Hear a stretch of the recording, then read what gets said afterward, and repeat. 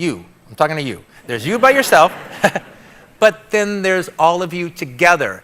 And then you start appreciating the movie in that way. And when you have a good experience, it's not always a good experience, but when you have a good experience, those are the things that stay in your mind and that you remember for the rest of your life, and they become indelible snapshots.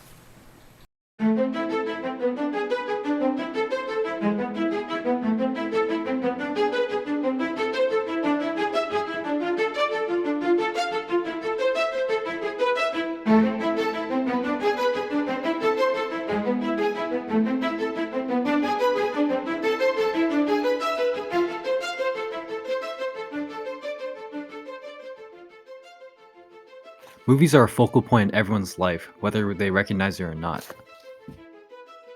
Everyone has a favorite movie. Mine is The Empire Strikes Back. Jody's is... My favorite movie, I could change any given day, City of God.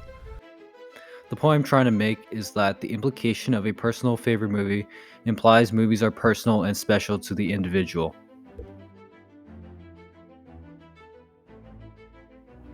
During quarantine, I've watched many great movies, from Christopher Nolan to Alfred Hitchcock to Martin Scorsese to Wong Kar-wai. Anyways, my point is that the movies I've seen are great, but the experience was disposable. Then I decided to go to a local theater near my house called the Balboa Theater. I immediately became hooked to see more and more movies. I loved the sound quality, the larger screen, and at the time, even though I didn't realize it, but I also loved the collective experience of being in a small theater. To this day, my theater experience has created lifelong memories for me to share and recollect about. Yeah, you got your surround, right? And you got your system and all of that. You will not build up the anticipation. You have to just see kids come in, right? And see them at the arcade and then walk over at the candy counter. It's if it is a replication of it, or if it's the smallest, where here it's bigger than life, so.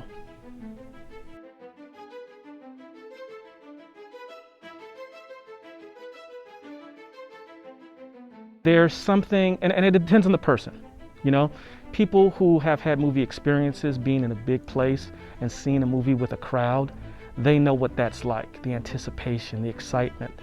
That is still not being able to be recreated, no matter how big a screen. You're not going to have a screen like this. The way movies are made, and the magic of it, which I'm sure you know from studying and how movies are made, and the actual projection of a film, there's nothing quite like it.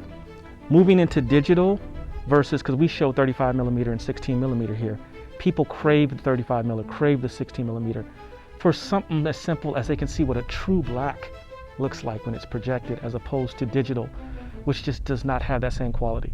There's been a back and forth always about CDs, or now we got sharing files or whatever, versus having a record, having vinyl, So it's just a total different experience. I think both are important. I don't think one should be weighed over the other. I'd finally found my escapism, until I realized we were still in a pandemic. During this time, many people were losing jobs or faced financial hardships. This was even more certain for many theaters.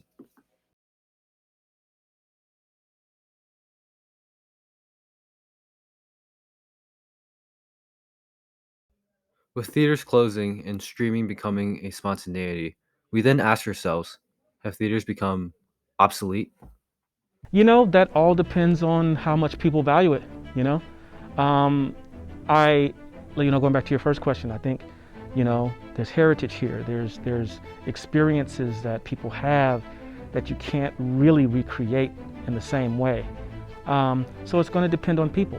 I don't know if you're aware, but we just did a series of fundraisers to just bring us back, because after the pandemic, coming back, getting new equipment, just trying to revitalize what we had. And people showed that they cared. And the way they showed they cared is that really quickly we reached our target on our GoFundMe quicker than we expected. And so that says to us that people do care about it, people in the community. When people leave here, they don't necessarily all go to their cars.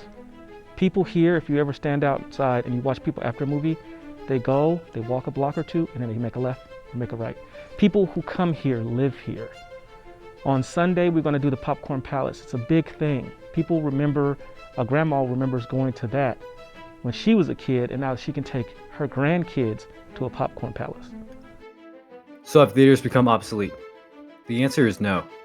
The Balboa Theater was saved by the community, and other historic theaters are starting to be reopened, such as the Four Star Theater.